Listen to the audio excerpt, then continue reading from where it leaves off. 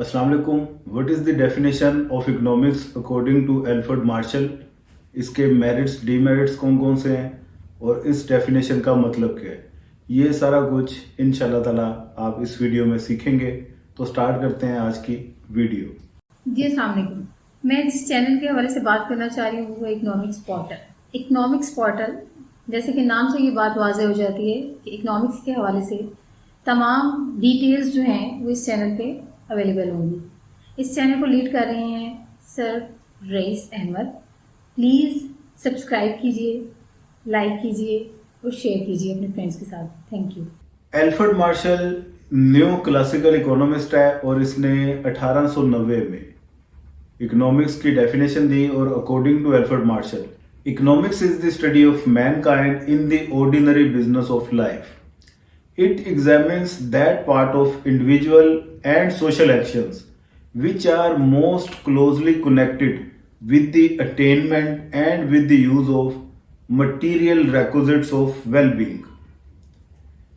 मुआशियात इंसानियत का इल्म है आम हालात वाक़यात में रहते हुए। अब आम हालात वाक़यात क्या हैं जिसमें वार का थ्रेट ना हो, ना ही खाना जंगी हो, ना ही डिक्टेटरशिप हो और ना ही कोई मार्शल आर्ट टाइप लगा हो। आम हालात में आप ज़िंदगी गुजार रहे हो और उन आम हालात में इकोनॉमिक एक्टिविटीज़ को डील करती है इकोनॉमिक्स और स्टडी करती है। अब ऐसी तमाम एक्टिविटीज़ जो मादी फलाह बहबूद हासिल करने का ज़रिया बनती हैं, सिर्फ उन एक्टिविटीज़ को इकोनॉमिक्स स्टडी करती है और डील करती है। उन्हीं एक्टिविटीज को इकोनॉमिक्स में इंक्लूड किया जाता है।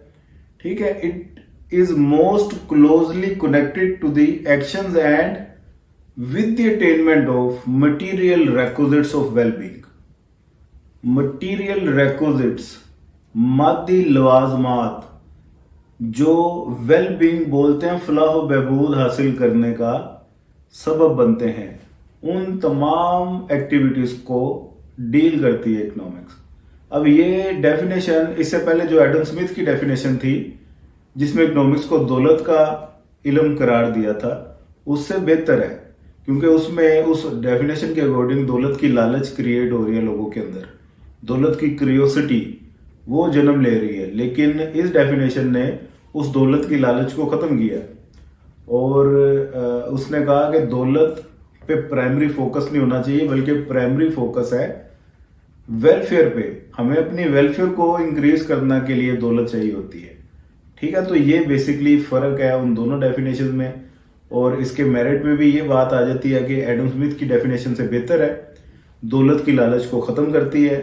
और नंबर थर्ड पे कि ये इसका प्राइमरी फोकस वेल्थ नहीं है बल्कि वो वेलफेयर है।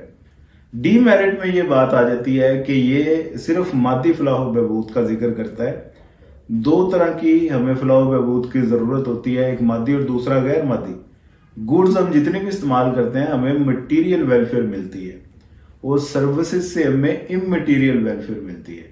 जिस तरह एक टीचर स्टूडेंट्स को अगर कोई काम सिखाता है, कोई सबक पढ़ाता है, तो इमटेरियल वेलफेयर है, इसकी भी तो हमें ज़रूरत है। डॉक्टर पेशेंट्स को कोई मेडिसिन सजेस्ट कर देता है, लॉयर अपने क्लाइंट्स को कोई अच्छा मशवरा दे देता है।